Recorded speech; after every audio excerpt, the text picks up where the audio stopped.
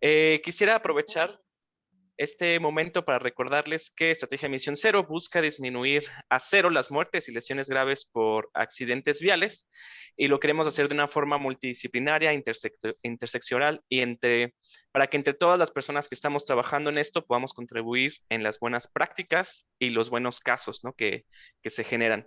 Y en este sentido, Roberto Romero justo nos va a hablar sobre algunos de los efectos en el medio ambiente, porque no podemos hablar de seguridad vial sin hablar de movilidad sostenible. Y Roberto Romero, de Ensenada se mueve, pues cuento tantito que es biólogo por la Universidad Autónoma de Baja California, maestro en ciencias en manejo de ecosistemas de zonas áridas, también de la Universidad Autónoma de Baja California.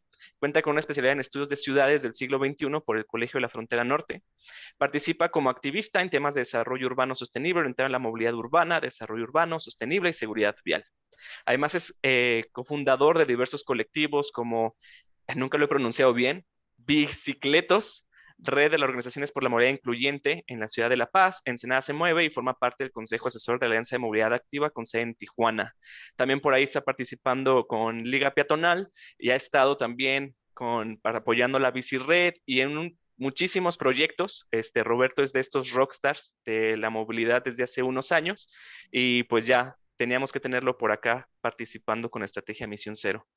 Roberto, pues mil gracias por liderar esta misión de hoy. Voy a ceder micrófonos y pantalla para que seas todo tuyo. Mil gracias. Muchísimas gracias, Sergio. Pues bueno, procedo a compartir pantalla.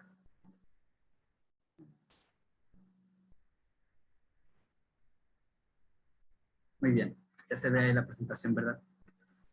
Así es, perfectísimo. Muy bien, pues bienvenidos a todos y todas que nos escuchan. Pues como ya amablemente dijo Sergio, yo soy biólogo y con ya algunos años en este tema de la movilidad sustentable. Y ahora pues vamos a platicarles un poco de pues estas otras consecuencias de la alta dependencia del vehículo que tenemos en las ciudades, que muchas veces se suelen separar, ¿no? En este contexto de lo urbano y lo no urbano o lo rural, ¿no? que se le llama, pero también cómo eso tiene sus relaciones, cómo nos afecta a nuestra calidad de vida, y poquito dar algunas ideas y datos sobre este tema, ¿no? Pues bueno, para empezar, para los biólogos decimos la vieja confiable, ¿no? Hay que empezar con este tema, ¿no? México es preponderante a nivel mundial en el tema de biodiversidad.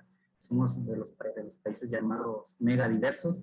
Y me gusta mucho esta imagen, aunque no logré conseguirla en mejor calidad, de una compañera amiga, Gabriela Rodríguez, que hizo este collage de representatividad de la biodiversidad de México, pues de toda esta gama de flora, fauna y ecosistemas que tenemos en México, y que pues nos proveen al final, estos ecosistemas nos proveen estos llamados servicios ambientales, que muchos tienen que ver con la salud, con nuestra calidad de vida, con pues básicamente sostener la vida que llevamos, incluso dentro de los entramados urbanos. Entonces hay una dependencia innegable del ser humano aún todavía, a pesar de lo mal que tratamos a los ecosistemas, del ser humano hacia los recursos que nos proveen estos ecosistemas. Y pues muchos de ustedes ya sabrán, ¿no? De todas estas cadenas tróficas, flujos de energía que los ecosistemas necesitan para sostenerse y pues ser productivos, no en el sentido humano, sino productivos, sino reproducirse a sí mismos los ecosistemas, ¿no?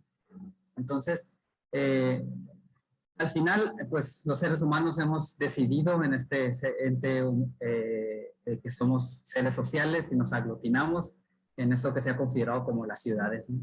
Y pues las ciudades en la historia de la humanidad pues se han asentado sobre ecosistemas con ciertas características que pues han permitido que la humanidad florezca, como le llaman algunos, y se desarrolle hasta llevar a esta era que ya le llaman la era inminentemente humana del planeta, ¿no?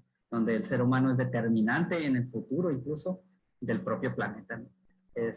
Y pues el emblema de este desarrollo pues son las ciudades, nuestros grandes urbes donde habitamos cientos y miles y millones de personas, asentados muchas veces sobre ecosistemas donde hay básicamente tierra fértil, agua y pues recursos aprovechables, ¿no? Y en el sentido moderno, con esta gran capacidad tecnológica del ser humano, pues ha llegado al ambiente a poner ciudades donde incluso estos no necesariamente tienen que haber estos elementos. Por ejemplo, hay ciudades mineras estrictamente donde el agua y todo eso se lleva desde otros lugares y se lleva hasta allá. Pero bueno, eso como contexto, ¿no? Y las ciudades pues se organizan a través de esto que llamamos las calles, ¿no? Y aquí en el lado izquierdo de la imagen, esta imagen me gusta mucho usarla de ejemplo. Puedes ver una calle de principios del siglo, del año pasado, es en Madrid, donde pues, todavía no había autos motorizados, no vemos un trolebús, carrozas y movimiento de movilidad es a bordo de caballos y pues mucha gente se mueve en bicicleta y a pie, ¿no? Entonces podemos ver que en menos de 50 años, pues las ciudades de esta forma de movilidad pasamos paulatinamente a una movilidad centrada en los vehículos motorizados, ¿no? Esta foto del lado derecho es la ciudad de Guadalajara, una calzada de Independencia, 50 años, y pues las ciudades ya empezaban a verse dominadas por los vehículos, ¿no? Como puedes ver aquí. Y en otros 50 años o menos, todavía no podemos hablar de nuestras ciudades pues se convirtieron en esto, ¿no? Inminente tráfico cotidiano al que nos vemos sometidos, dominado por el auto y pues sus limitaciones que estamos viendo en nuestra generación, donde el vehículo ni siquiera es tan eficiente como se nos prometió, ni tan efectivo para movernos, y aún así se percibe necesario, ¿no? Y pues el vehículo terminó teniendo estas consecuencias, ¿no? Está teniendo estas consecuencias muy evidentes de que la gran aspiración del ser humano para moverse, desplazarse, no necesariamente pasa exclusivamente por el vehículo, y menos por el vehículo particular, ¿no? 1.4 millones de personas mueren al año en su intención de trasladarse de un sitio a otro, ¿no? O sea, de aquí a una cuadra, de aquí a otro destino, a otras distancias, ¿no? En México, alrededor de 17,000 personas mueren y la mitad, muchos de ellos ni siquiera eran en su momento usuarios del auto, ¿no? Eran peatones, eran ciclistas, que en esta gran dominación del vehículo, pues terminan siendo impactados o afectados por este modo de transporte, ¿no? Pero hay otras consecuencias que son más difíciles de medir, pero lo estimado es, por ejemplo, que de las emisiones, que eso de las otras consecuencias bastante visibles, digamos, del vehículo motorizado, pues 1.4 millones, 1.2 millones de muertes asociadas a enfermedades respiratorias derivadas de las emisiones de los vehículos motorizados, ¿no? Entonces, ya estamos viendo cómo la calidad de vida, pues el vehículo, en sus grandes números que ahora manejamos, contamos, ¿no? En esta imagen de la derecha es Los Ángeles en 1994, en ese día le llaman el Carmageddon en Los Ángeles, donde el sistema de freeways colapsó y la gente pasó atrapada 8 horas en estos 27 carriles que vemos aquí y en todo el sistema de movilidad de Los Ángeles, que se hizo completamente dependiente del auto particular, ¿no? Y bueno, ¿cuáles son los otros impactos de esta llamada era de la autocracia, ¿no? Uno de los impactos, ya hablamos de estos ecosistemas, estos recursos naturales que están ahí en la periferia de las ciudades y que dependemos de ellos, ¿no? Y hablaba de estos flujos de energía, de recursos y de individuos de los propios ecosistemas que pues necesitan pues desarrollar sus propios procesos, ¿no? Y una de las consecuencias de la alta motorización, pues es el desarrollo de carreteras, ¿no? Por ejemplo, se dice que la fragmentación de hábitat que está sufriendo el planeta es sumamente agresiva y mucho es por la necesidad de conectar destinos, pero más allá de eso hay un horizonte que muchos le llaman la mancha urbana, ¿no? Cómo nuestras ciudades van expandiéndose y van avanzando. Pues ese horizonte de la mancha urbana y cómo va conquistando el ecosistema periférico de la ciudad, también se da a punta de calles, ¿no? De qué es lo primero que en la periferia de la ciudad se va conquistando, pues los desmontes, no el desmonte, porque aquí va a pasar una calle, se hacen los trazos de esas calles y se va haciendo el desmonte. Y esto va provocando esta fragmentación de hábitat.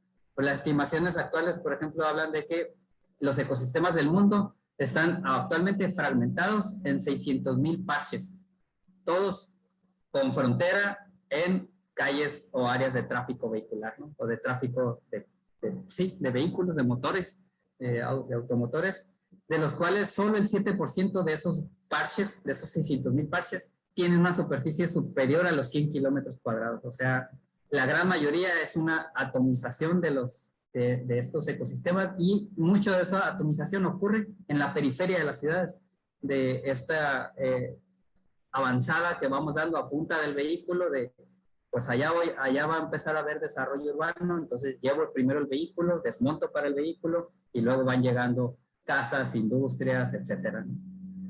Y el 80% de esos fragmentos tiene menos de 5 hectáreas. Imagínense, 5 hectáreas es un conglomerado de unas cuantas cuadras en la ciudad, ¿no? El 80% de esos 600,000 parches están en cantidades menores a 5 hectáreas. Y digamos, pues, ¿qué implicaciones puede tener esto?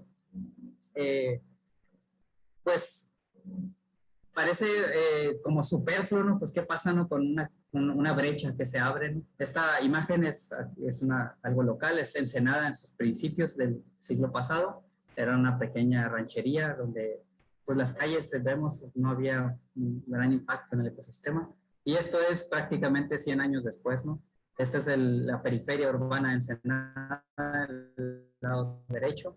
Podemos ver todas esas líneas blancas, beige, que se ven ahí, son brechas, que alguien en su momento dijo, allá yo tengo mi terreno, y entonces meto máquina para cortar, no me importa si las consecuencias que es, necesito llegar en vehículo a ese predio, a eso que compré. Incluso aquí podemos ver algunas zonas, ¿no? Que en cualquier ciudad donde estén ustedes escuchando, ¿no? Se ven, ¿no? Estas fragmentación para terrenos, lotes, etcétera, ¿no? Incluso más ahora que se empieza a poner como de moda tener una propiedad fuera de la ciudad, como una especie de pasatiempo de fin de semana. Y entonces, todo esto significa fragmentación de hábitat para las especies que habitan ahí. Que pensemos primero en las grandes especies. En México, por ejemplo, uno de los retos que está actualmente presentándose ahora con el desarrollo que se está impulsando para el sur del país es la sobrevivencia de la conectividad de las poblaciones de jaguar, el jaguar mexicano, que con el gran desarrollo de carreteras que está habiendo para el sur del país, se prevé una inminente separación de las poblaciones. ¿Qué consecuencias tiene esto para las poblaciones? Que las poblaciones no pueden reproducirse entre sí, entonces no hay flujo genético. ¿Qué pasa cuando en unas poblaciones no hay este flujo genético? Empieza a haber vulnerabilidades que estas especies empiezan a tener para hacer frente a nuevas enfermedades, plagas, etcétera, ¿no? Entonces empieza a haber una fragmentación incluso genética, ¿no? De estas especies. Pero dices, bueno, el jaguar que necesita estos grandes hábitats, hay algunas propuestas donde se dice, bueno, en carreteras vamos a desarrollar estos puentes de fauna, ¿no? O pasos de fauna, donde las carreteras se generan algunos pasos elevados, o al revés, el paso elevado está para la fauna y pasa sobre las carreteras. En algunas zonas de Europa o de Norteamérica, Estados Unidos, Canadá, se han intentado implementar. Son metodologías que todavía no están como súper bien desarrolladas para garantizar esa sobrevivencia, conectividad de las especies, ¿no? Y pues bueno, el jaguar, pues, digamos, es un animal que tiene la capacidad de cruzar una carretera, ¿no? Si no es que en ese momento no va pasando un vehículo, podría tener la capacidad motriz de cruzar. Pero hay muchas otras especies más crípticas, como, digamos, hablemos de roedores, por ejemplo, que difícilmente van a aventurarse a cruzar, ¿no? Y estas poblaciones en un pequeño parche normalmente van reduciéndose y van desapareciéndose porque no son capaces de sostenerse en ese pequeño parche, ¿no? Quedan completamente aisladas, ¿no? Topos, por ejemplo, numerosos tipos de roedores, algunas ardillas, pueden verse completamente aisladas, ¿no? Y esto va fragmentar, esto es lo que muchas veces se habla, esta fragmentación de los hábitats, y va vulnerando la viabilidad de esas poblaciones de fauna que se van reduciendo cada vez más y más y más, y van quedando sumamente aisladas y pues afectándonos en nuestra biodiversidad, que ya vimos que México es de los países que tiene una responsabilidad añadida en esta gran biodiversidad que presenta, ¿no? Entonces, otra de las consecuencias, lo mencioné al principio y lo retomo ahorita, es las emisiones, ¿no? En Google encontramos esta plataforma que hablan de las emisiones por el transporte, solamente de CO2 como un estimado. Y lo que quiero destacar aquí, por ejemplo, para la Ciudad de México, desgraciadamente no lo tenemos esto para ciudades más pequeñas de México, pero 15.700.000 toneladas al año de CO2 se emiten solo en transporte en la Ciudad de México. Y aquí al lado derecho vemos cómo al año de pandemia, donde se buscó limitar el desplazamiento de las personas, que la gente no saliera, la llamada sana distancia, se redujo a casi la mitad las emisiones, ¿no? Entonces creo que valdría la pena reflexionar entonces qué tanto necesitamos el vehículo versus estas consecuencias que está teniendo el vehículo, ¿no? Y las emisiones, estas building emissions se refieren a las emisiones que son proveer electricidad, agua, etcétera, a la ciudad, etcétera. Y esas pues básicamente se mantuvieron, ¿no? Intactas, digamos. Pero las emisiones de transporte, que tienen que ver mucho con la movilidad motorizada, se redujeron a la mitad el año pasado.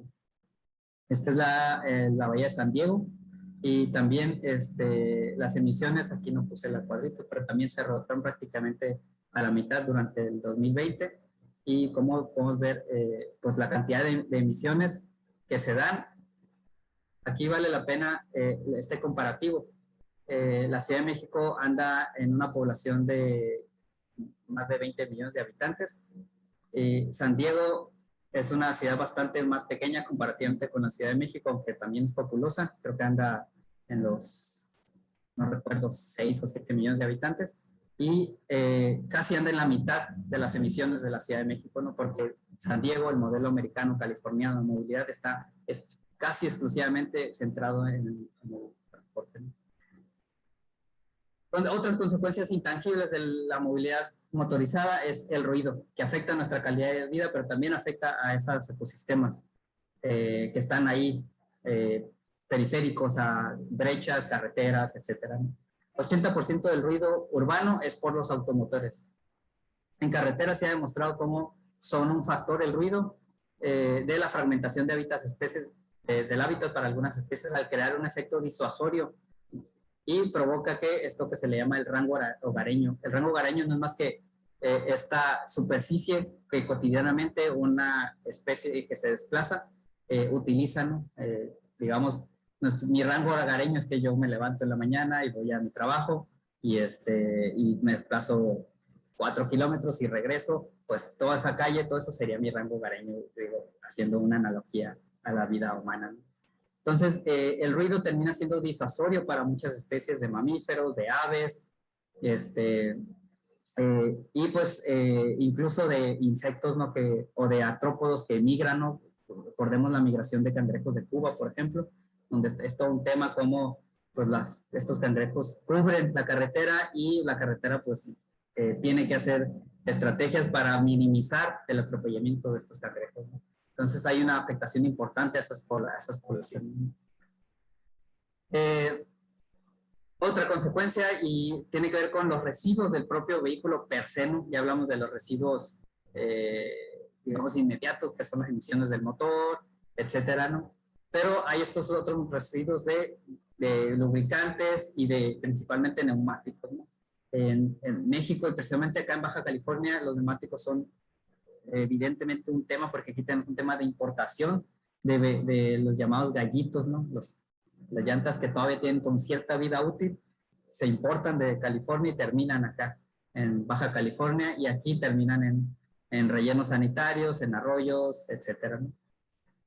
La contaminación por llantas y frenos se considera en algunas como estimaciones globales que hacen 1000 veces más dañina que la emisión de los propios escapes. ¿Qué pasa con esta contaminación de las llantas y frenos? No puede decir, bueno, las llantas se desgastan y ya no. ¿Qué pasa con eso? Pues cada vez que la llanta rueda sobre la superficie de pavimento, se va desgastando y va emitiendo micropartículas y nanopartículas incluso les llaman, ¿Qué pasa con estas micropartículas? La llanta no es solamente caucho, son aleaciones de metales pesados, de diferentes elementos que le dan la calidad a esa llanta, ¿no? Cuando uno va a comprar llantas, uno se da cuenta que hay llantas que para suelo de lluvia, que llantas más duras para carga, que llantas más blandas para no sé qué, etcétera. Para los aficionados de las carreras de Fórmula 1, etcétera, ahí podemos ver, ¿no?, que la llanta para piso frío, piso caliente, etcétera, ¿no? Entonces, todo eso es punta de química, ¿no?, de aleaciones que se le dan a ese caucho para darle ciertas características. Y uno de los metales más preponderantes que se usan para la llanta es el vanadio. El vanadio es un metal pesado que genera consecuencias importantes a la salud, ¿no? Puede provocar cáncer. Cuando se termina emitiendo en estas micropartículas que terminan suspendidas en el aire cuando habitamos en calles de alto tráfico, estamos expuestos a respirar estas partículas y se alojan en nuestros pulmones y generan lesiones que pueden generar en esto, en neumonías, en cáncer, etcétera, ¿no? Entonces hay toda una contaminación. Por ejemplo, para la ciudad de La Paz hay un estudio donde en la ciudad de La Paz es una ciudad donde llueve poco y se está asociando la alta presencia de vanadio en la bahía de La Paz a los efectos de la lluvia, algo parecido como a la lluvia ácida. Pues cuando llueve en La Paz, llueve y todas estas micropartículas del desgaste de neumáticos que está en nuestras calles, que se va acumulando, cuando llueve, haz de cuenta que es una limpieza que hace la lluvia y termina toda esa lluvia en la bahía, ¿no? Y está concentrando esos metales pesados en la bahía. Entonces ahora tenemos una bahía que antes nos alimentábamos de ella a través de los ricos mariscos de acá del norte, etcétera, y que ahora pues está en entredicho qué tanta calidad sanitaria tienen estos mariscos que son cultivados a veces muy cerca de esta zona. Entonces hay una consecuencia de estos lavados de la lluvia que está haciendo sobre nuestros pavimentos, ¿no? Entonces otra de las consecuencias que está teniendo indirectas, depender tanto del auto particular, ¿no? Y bueno, así a grosso modo son de algunas de las que me interesó enumerar para ustedes. ¿Qué podemos hacer con el diseño urbano? Pues hay que hacer un diseño urbano que nos haga menos dependiente del vehículo particular, que quien usa el vehículo particular sea en estrictas condiciones de necesidad. Por ejemplo, una persona con discapacidad que diga, bueno, pues yo necesito el vehículo para llegar y hacer mi vida cotidiana. Es respetable, pero podemos hacer ciudades donde no dependamos tanto del vehículo y podamos decir, vamos a reducir todas estas consecuencias que tiene el vehículo para tener una mejor calidad de vida y no afectar a nuestros ecosistemas como estos que ya, algunos que enumeré ya. Me gusta mucho esta frase, ruralizar la ciudad, ¿no? Hay que traer estos elementos que estamos muy asociados a lo rural y en lugar de estar queriendo comprar estos predios afuera de la ciudad para darnos baños de naturaleza y que al final terminamos fragmentando la ciudad porque queremos ir allá donde está la naturaleza y terminamos siendo parte de ese problema que tiene el ecosistema para poder subsistir y reproducirse. Hay numerosas propuestas, ¿no? Como por ejemplo algunas iniciativas de reforestar para hacer más caminables las ciudades, ¿no? Tener árboles de sombra, etcétera, ¿no? E incorporar elementos de flora nativa, ¿no?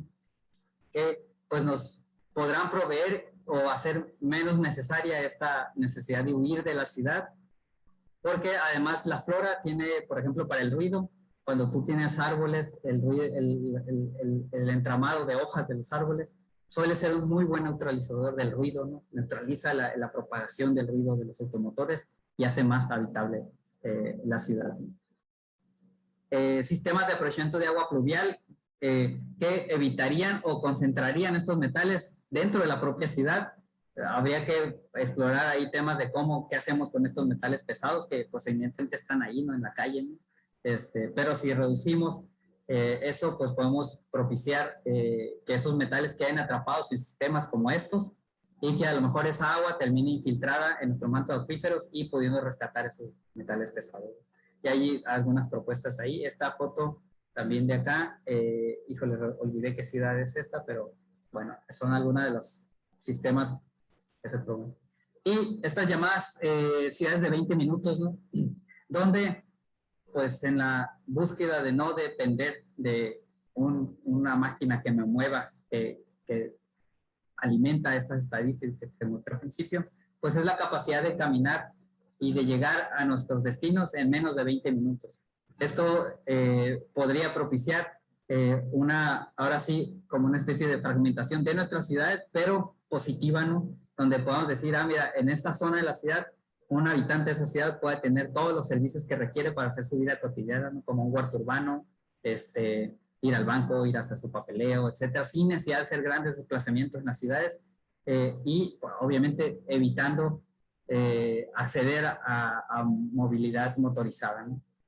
Entonces, estos son uno de los conceptos clave que en lugar de concentrar las necesidades de la ciudad en un polo de la ciudad y que haces que la población se mueva desde un destino hasta ese polo, digamos la zona, muchas ciudades tienen esta zona donde están edificios administrativos, grandes centros comerciales, etcétera, pues genera esta dependencia de moverse de la ciudad a grandes distancias a la gente, pues la atomizas y haces que la gente pueda acceder a todos sus servicios a 20 minutos de desplazamiento, ¿no? Y pues esto básicamente tiene que ver con esta llamada que en muchas de estas charlas seguramente se ha mencionado, pues la pirámide de la movilidad, ¿no? Esta priorización del desplazamiento peatonal para evitar las consecuencias de la motorización, que no solamente se concentra en nuestras ciudades, como ya vimos, sino fuera de ellas, ¿no? Con todas estas consecuencias que está teniendo a escala global. Entonces hay que reciudadanizar las calles, ¿no? Hacer las calles mucho más humanas, propiciar integración de tejido social para que nuestras calles sean otra vez de convivencia y no tener estas calles que muchos en nuestro mapa mental sabemos, esta calle no me meto porque ahí asaltan, etcétera, sino saber que las calles son espacios ciudadanos, ¿no? Priorizar calles seguras y cómodas, reducir siniestralidad de manera estratégica, ir abordando estas calles que son barreras urbanas para el ser humano incluso, más allá de la flora y fauna, y pues exigir independencia de las áreas de habilidad que muchas veces están muy subordinadas a otros intereses y rubros de la economía de la ciudad, ¿no? Entonces, pues aquí algunos ejemplos de incidencia ciudadana donde estamos buscando llevar ese mensaje a la ciudadanía para hablar de estas calles que son menos dependientes del vehículo motorizado, ¿no? Y como consecuencia, en esta pirámide de la movilidad, pues promover el ciclismo, ¿no? Sabemos que el ciclismo pues ya también tiene llantas, como dije, pero el desgaste de una llanta de bicicleta es incomparable con el desgaste y el uso de una llanta de un vehículo motorizado, ¿no? Entonces, aquí podríamos ahorrar emisiones, podríamos ahorrar uso de lubricantes excesivo, que el vehículo normalmente cada 6 meses, cada año hay que estarle cambiando el aceite, etcétera. Pero pues necesitamos que la gente realmente considere la bicicleta o la movilidad peatonal o el transporte público como una alternativa viable para hacer su vida cotidiana, ¿no? Y entonces, por eso me gusta esta frase, las ciudades son libros que se leen con los pies. Cuando caminamos las ciudades, cuando andamos en bicicleta en las ciudades, vamos a integrarnos y más allá de esta necesidad del auto que ahora sí que nos fragmenta a nosotros, nos aísla, está teniendo estas grandes consecuencias a nuestra calidad de vida y a la viabilidad de nuestras propias ciudades, porque está deteriorando a esos ecosistemas que necesitamos para poder proveer de energía, de agua de calidad, de alimentos de calidad para las ciudades, ¿no?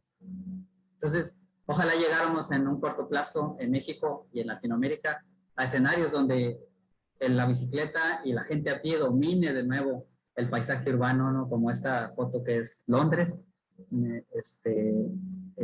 y pues empecemos a ver pues estas calles rehumanizadas de nuevo, donde quien usa el auto es porque realmente lo necesita y no simplemente como una manera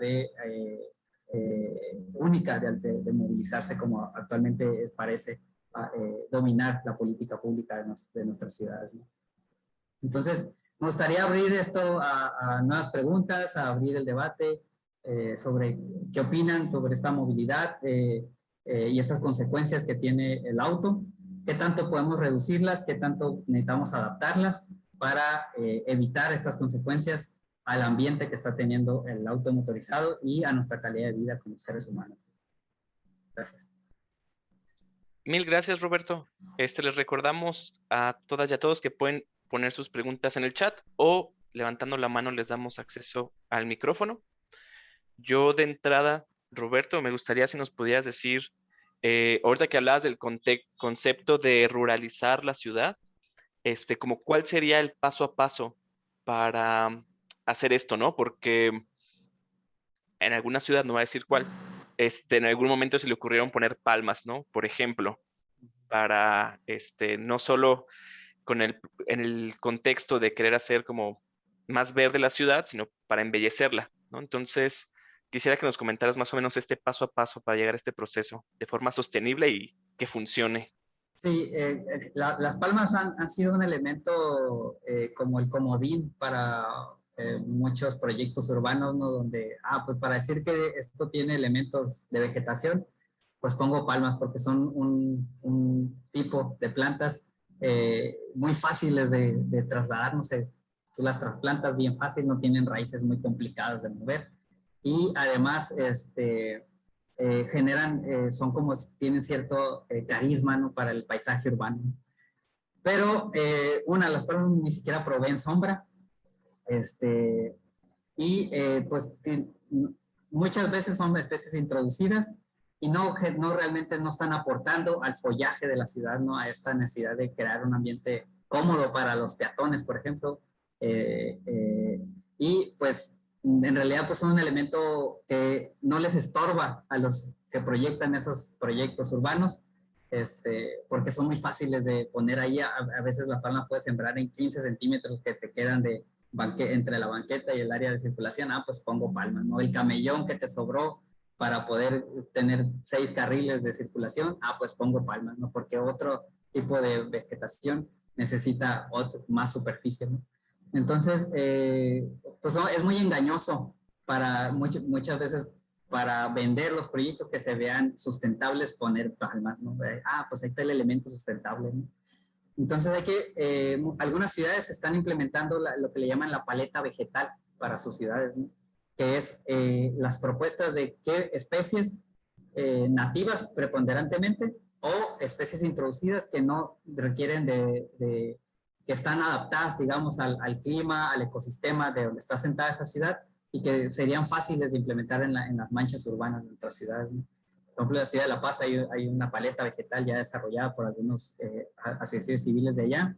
Tijuana acaba de publicar la suya, donde pues hace esta propuesta, no olvidemos de las palmas, estas son las plantas que nos permitirían empezar a esto, ¿no? A hacer, empujar el horizonte verde dentro de nuestras ciudades, ¿no?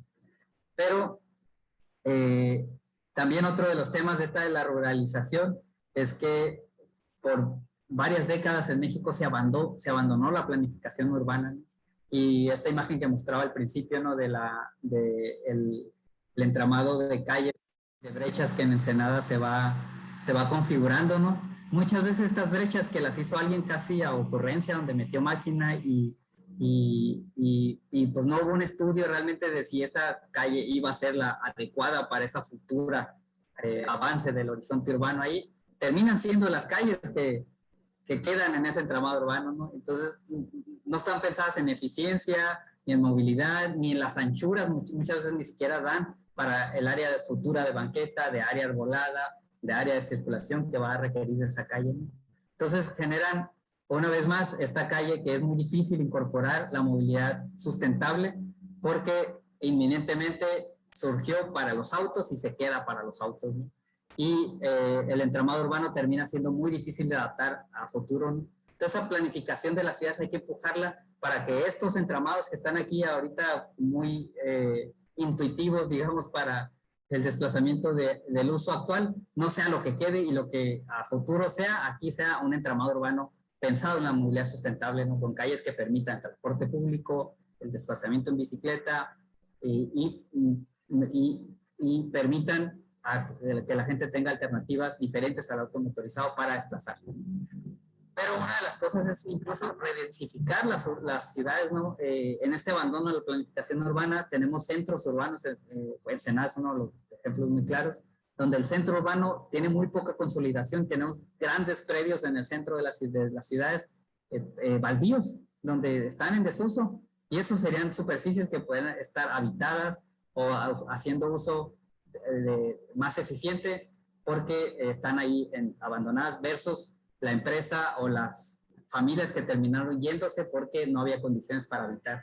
Eso ahí tiene que ver con cuestiones de especulación, de cómo la autoridad a la hora de gestionar el espacio urbano, pues no está visualizando estas problemáticas que se crean con estos grandes parches vacíos dentro de la ciudad y esta ciudad desplazada o desparramada en la periferia, ¿no?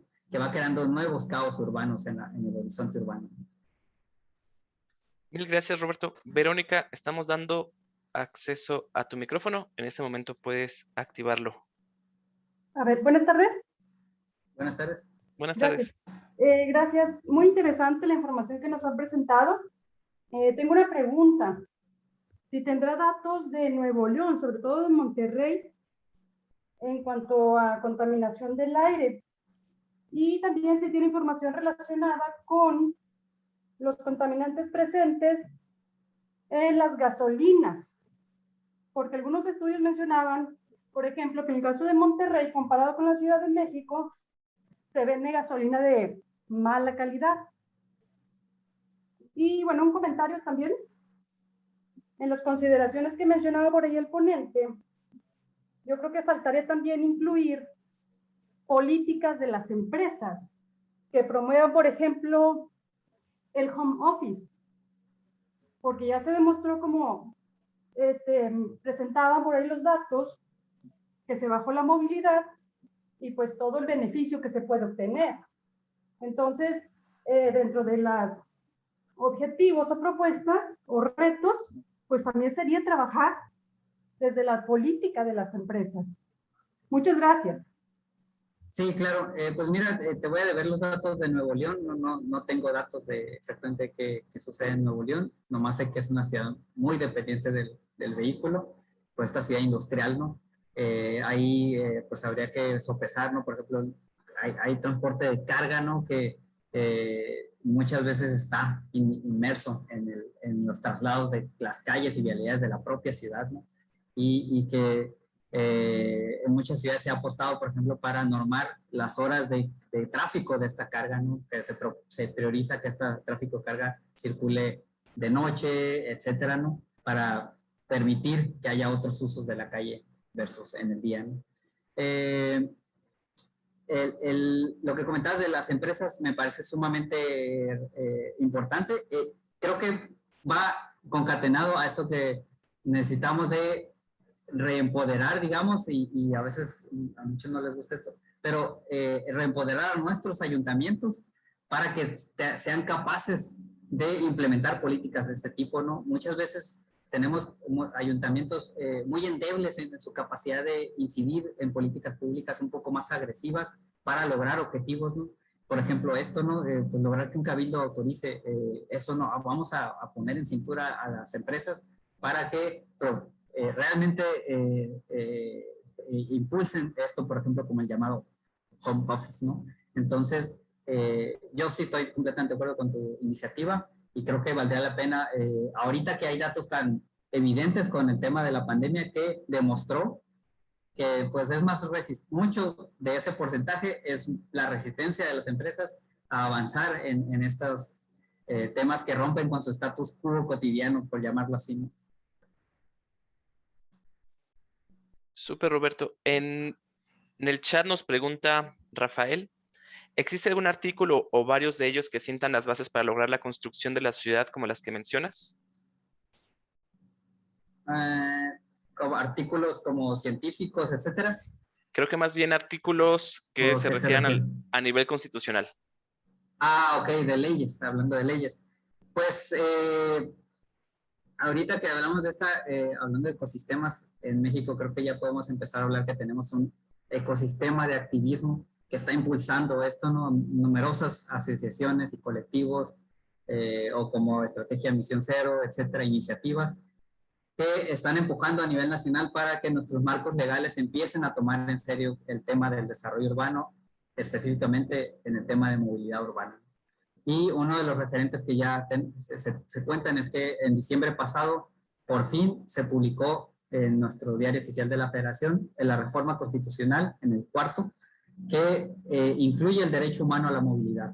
Este derecho humano que busca, o de una buena vez, le da la responsabilidad a nuestros gobiernos de que la movilidad es un asunto del gobierno y no es un asunto de que, bueno, pues que cada quien se mueva como quiera, sino es algo intrínseco al desarrollo y la calidad de vida de los mexicanos, ¿no? Entonces, este derecho humano, pues es el primer ladrillo, la verdad, de muchos que vienen hacia adelante de la configuración, hacia adelante de la política pública de movilidad que no teníamos en México, ¿no? Las atribuciones como estas que acaba de comentar la compañera, ¿no? Bueno, ¿quién le dice a las empresas que tienen que priorizar el home office? Que tienen que evaluar cómo se desplazan sus trabajadores, por ejemplo, ¿no? Pues no había una autoridad responsable, no la teníamos responsabilidades muy disgregadas, que el tema de accidentes lo ve el sector salud, que el tema de señalética lo veía no sé quién de ayuntamiento, sin un objetivo claro hacia dónde debería ir la movilidad, ¿no?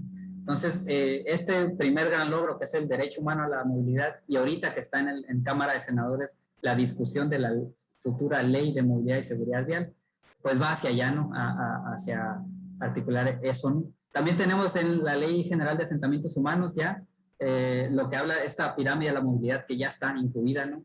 Los centros urbanos o el avance de la planeación urbana debe estar orientada a priorizar esta pirámide de la movilidad. Todavía falta mucho para que esto se haga realidad en cómo se construye la ciudad, pero ya tenemos de dónde agarrar, digamos, los ciudadanos para presionar hacia ello, ¿no? Hay otra pregunta de Samaria Zavala. Nos dice, ¿habrá alguna recomendación de plantas por región? Luego piden apoyo de donación de especies y sería bueno conocer cuáles son las más convenientes. Gracias. Pues depende mucho de si le digo, acá en el desierto ha sido como de especial interés porque es un tema, ¿no? ¿Qué plantas se ponen acá donde llueve muy poco? Porque pues la gente de pronto, el programa de reforestación y pues, estamos sembrando plantas sumamente tropicales y se secan, ¿no? Entonces, por ejemplo, las que yo recuerdo que ya tienen paleta urbana vegetal que le llaman, es Hermosillo, La Paz y Tijuana, acá en el noroeste. En otras ciudades, la verdad, desconozco si ya tienen, pero valdría la pena explorar. Y si no, pues irse acercando a su botánico de confianza local para a lo mejor ir generando esa iniciativa, la paleta vegetal para su ciudad, que está adaptada a las propuestas de especies, porque la paleta vegetal incluso incluye cómo se siembra esa planta, en qué época del año sembrarla para que sea exitosa en ese camellón, en ese jardín, en ese etcétera, ¿no? Sí, ahorita son las paletas vegetales que yo ubico, no sé de dónde me hace la pregunta para saber si en esa ciudad tienen su paleta vegetal o alguna recomendación al respecto. Es de Jalisco la compañera. Ok. No, la verdad no sé si en Jalisco tengan, seguramente sí, ahí tienen centros botánicos muy interesantes y debe haber algunas publicaciones al respecto. Súper. Creo que son las preguntas que hasta el momento están en el chat. Brenda Quali. Buenas tardes. Desde tu experiencia y perspectiva, ¿crees que es buena opción la electromovilidad urbana como una estrategia para reducir estos efectos negativos en el medio ambiente? Pues, mira, buenísima pregunta porque se viene este tema de los carros eléctricos, ¿no? Pues vamos como por partes, ¿no? ¿Se reducirían las emisiones de neumáticos o todas las consecuencias de la producción, fabricación, desgaste y desecho de neumáticos? Pues no, porque el auto sigue requiriendo neumáticos. Para desplazarse. Pues por ese lado, no, quedamos igual. ¿Se reduciría la alta dominancia de espacio que tienen los vehículos? No, el vehículo sigue siendo un gran aparato que ocupa mucho espacio, 6 metros cuadrados como mínimo, y que, pues, otro dato ahí, 80% del espacio urbano está destinado a tener carros parados, básicamente, unos grandes estacionamientos para que la gente llegue en su auto. En ese lado, pues tampoco tenemos mitigación en ese sentido. En las emisiones, ahí es muy contextual. Por ejemplo, Baja California Sur es la electricidad que se produce en Baja California Sur es a través de combustóleo. Y además es el combustóleo residual de los residuos de la purificación que pasa el petróleo cuando sacan aquí. Petróleo pesado que le llaman, etcétera. Pues a Baja California Sur nos mandan todo lo que ya de plano no sirve, que está cargadísimo de metales pesados, etcétera. Entonces, electricidad ahorita en Baja California Sur es un problema porque pues a lo mejor podemos tener en un horizonte cercano un montón de autos eléctricos y en emisiones sería prácticamente lo mismo porque nomás la estamos trasladando a la planta que quema combustóleo, que está quemando chapopote básicamente para las emisiones, ¿no? Entonces, digamos, si una ciudad se está proveyendo de energía solar, pues podemos decir, bueno, a lo mejor hay algo de mitigación. Pero pues el auto en su propia fabricación, está el tema de las baterías de los autos eléctricos, qué se va a hacer con estas baterías, qué tanto pueden ser reutilizables, a dónde va a ir estos desechos, y una serie de consecuencias que todavía están en bastante duda de si realmente la electromovilidad es una alternativa. Creo que sí lo es, en la medida de que evita la exposición directa de los habitantes. La emisión ya no vamos a respirar las emisiones directamente del auto, pero a nivel de ecosistemas, como ya vimos, es exactamente igual, ¿no? Terminan en el aire esos contaminantes, terminan en el suelo, terminan en el mar, ¿no? Entonces, hay que tratar un poco con pinzas esto de la electromovilidad. Creo que es una buena alternativa a la calidad de vida específica dentro de la ciudad, pero tiene sus limitaciones y creo que demuestra nada más que la apuesta son peatones y ciclistas para la ciudad, de quien pueda hacerlo.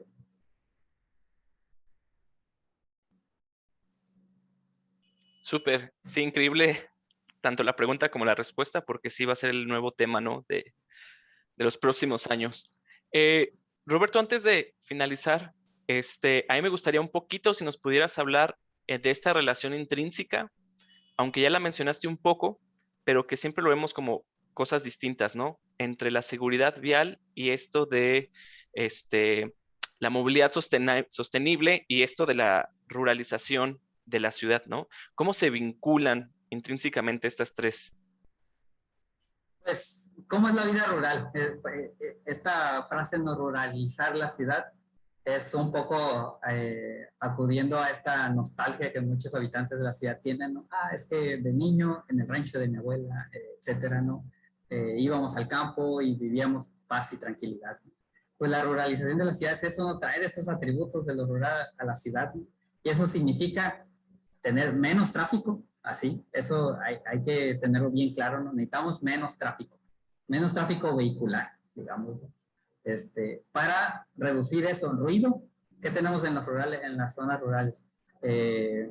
Tranquilidad, ¿no? Escuchar a la naturaleza. En las ciudades difícilmente escuchamos, ¿no? De pronto hay un microsegundo de silencio en nuestra calle y alcanzamos a escuchar a algún ave cantando, ¿no? Entonces, ¿qué tiene que ver con eso? Bajar el tráfico y bajar estas velocidades. Porque las velocidades intrínsecamente pues nos agregan estrés y nos agregan estas consecuencias, ¿no? Lo que mata en nuestras ciudades en esta grande estadística de mortalidad es la velocidad, ¿no? Entonces, para ruralizar necesitamos bajar esa velocidad para poder bajar el estrés y poder recuperar esa tranquilidad. Entonces, pues eso, básicamente. Súper, mil gracias, Roberto. Una última pregunta. Dani nos dice que qué opinamos del tema de una transición del uso de metales para la fabricación de la bici a el uso de materiales como el bambú. Sí. Sí, hay muy buenas iniciativas, incluso mexicanas, completamente mexicanas, de bicis de bambú, ¿no? Creo que son una muy buena alternativa, todavía sigue siendo algo, digamos, no masivo, no fácilmente accedes a una bicicleta de bambú, pero creo que son una buena alternativa para tener opciones, ¿no? Para eso, yo quiero una bicicleta que no tenga metales. Evidentemente, la bici de bambú pues usa metales, no todas las intersecciones de la bici de bambú son de metal, ¿no? Pero pues estás teniendo una bici que sus desechos o su posterior uso va a ser reintegrarse al suelo en el 80-90% de sus materiales, ¿no? Entonces, qué maravilloso. Esto estaríamos dando un paso hacia esta que le llamamos economía circular, ¿no? Pero tengo un producto, lo consumo y se reintegra al sistema, ¿no? Y al rato es suelo fértil, ¿no? Para producir alimentos, etcétera, ¿no? Versus el cuadro tradicional de metales, ¿no? Súper. Mil gracias, Roberto. Completamente de acuerdísimo. El tema creo que aún siguen siendo los costos, ¿no? Entonces, Sí. es cariñoso. Una última cosa que quiero comentar que se me pasaba es el tema del ruido de los autos eléctricos, que en el tema de seguridad vial es todo un tema que yo no soy experto, pero lo voy a sacar aquí. Los autos eléctricos no causan ruido y están siendo un problema porque son tan potenciales de desarrollar velocidad como el auto motorizado, te van a desarrollar los 60, los 100 kilómetros por hora, si de un imprudente atrás del volante de estos autos. Y para los peatones ya ni siquiera tendríamos esta alerta de escucho el carro venir. Ahora pasó el fantasma y te dejó en el suelo, ¿no? Entonces, esa es otra de las cosas que está por verse en el tema de los autos motorizados, ¿no? Y a mí ya me tocó una vez ver un auto eléctrico, perdón, ver cómo pasó y es como, me quedé así como, pasó un carro por aquí, o sea, nomás vi pasar así. Es muy impresionante, sí, de verdad. Creo que en el tema de seguridad vial está un tema ahí con esto de los autos eléctricos súper silenciosos, ¿no? E incluso pensándolo para personas con discapacidad visual, ¿no? Que se orientan a través del sonido y la información del suelo.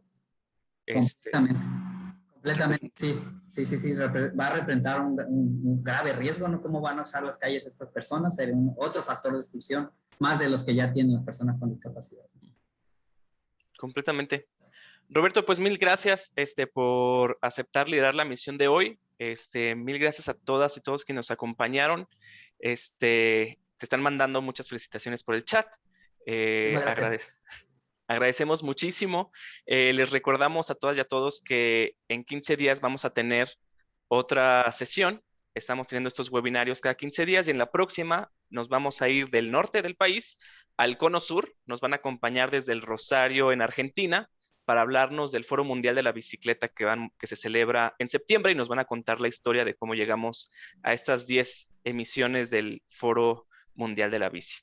Entonces, muchísimas gracias a todas y a todos. Roberto, de nuevo, mil gracias por liderar esta sesión, por compartir tu experiencia con todas nosotras. Súbanse la bici y caminen. Súper, sí. Sigan ese consejito. Abrazos enormes, muy bonita noche a todas y a todos.